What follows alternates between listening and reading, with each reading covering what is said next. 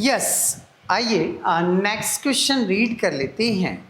उसने लिखा हुआ है कि from the following particular prepare a statement of reconciliation and find out the profit और loss as per financial book. Okay, एक एक पॉइंट देखते हैं, हम पढ़ते जाते हैं। देखिए उसने सबसे पहला पॉइंट जो है वो क्या दिया है, वो बोल रहा है नेट लॉस। ध्यान दिया आपने, इस सवाल में उसने नेट लॉस दिया है। तो दिया कॉस्ट बुक के अकॉर्डिंग ही है, दिया कॉस्ट बुक के अकॉर्डिंग है, बट प्रॉफिट देने की बजाय उसने क्या दे दिया, लॉस दे दिया। तो कोई ना, यहां लिख देंगे हम loss as per cost book. जब भी वो आपको लॉस देवे तो उसे आपने माइनस वाले कॉलम में लिखना है। जब भी वो लॉस देगा तो कौन से कॉलम में लिखेंगे, माइनस वाले कॉलम में। तो माइनस वाले कॉलम में लिख देंगे हम 34,500। ओके, प्रॉफिट देता था, प्लस में लिखता था, लॉस दिया है, कहाँ लिखूंगा, माइनस में। बाकी और कुछ चेंज नहीं है, जैसे रूल थे वैसे के वैसे सॉल्व करेंगे। ओके, पहला point, works overheads under recover. Under मतलब कम है तो माइनस में लिखेंगे।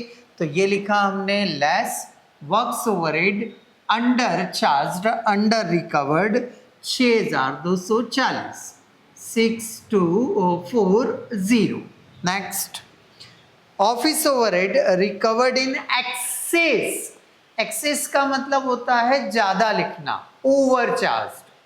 एक्सेस मतलब ओवर, ज्यादा लिखना। तो ज्यादा लिखे हैं तो फिर ऐसी कंडीशन में कहाँ आएगा, एड में। तो ये लिखा हमने एड ऑफिस ओवरहेड ओवर या एक्सेस चार्ज।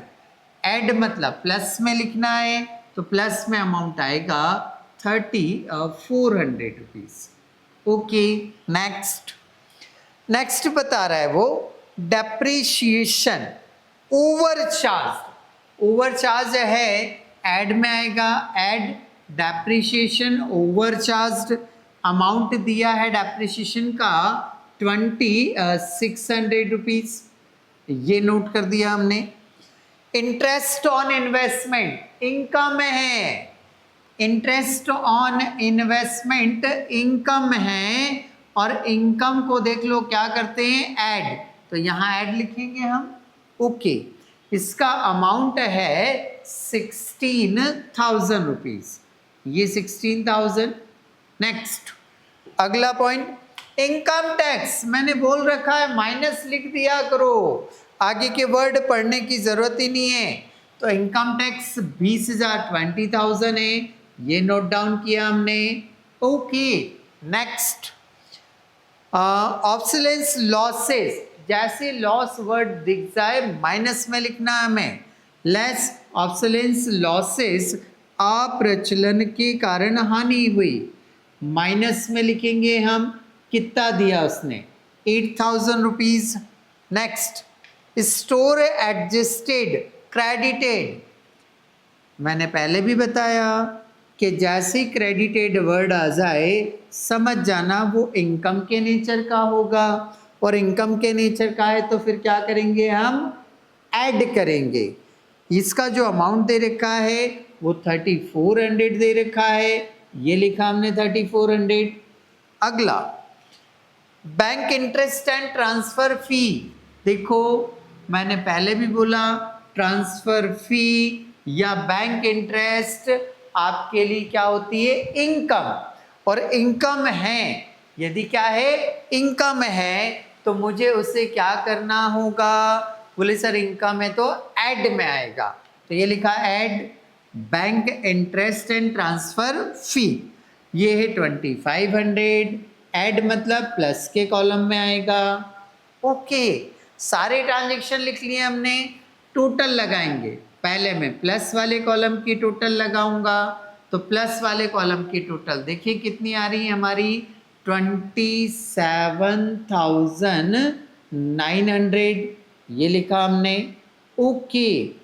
माइनस वाले कॉलम में शायद ज़्यादा अमाउंट है, माइनस वाले कॉलम की टोटल लगा लीजिए 68,740। सर क्या बोला करते थे कि बड़ी टोटल के नीचे छोटे टोटल को लिखना है। तो अभी बड़ी टोटल माइनस में है तो ये प्लस वाला अमाउंट यहाँ आ जाएगा। ये लिखा हमने 27,900, ओके। लेस करेंगे, लेस करेंगे तो ये आ जाएगा 40,840 रुपीज़, ओके। ये आंसर मेरा कौन से कॉलम में आ रहा है? माइनस में आ रहा है। ये आंसर मेरा कौन से कॉलम में आ रहा है? माइनस में आ रहा है। तो फिर मैं इसे लिखूंगा loss as per financial book. Clear?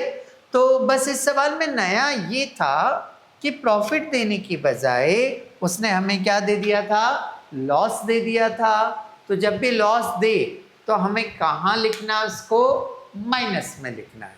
ठीक है? तो इस तरह से आपका ये क्वेश्चन कंप्लीट हो जाता है।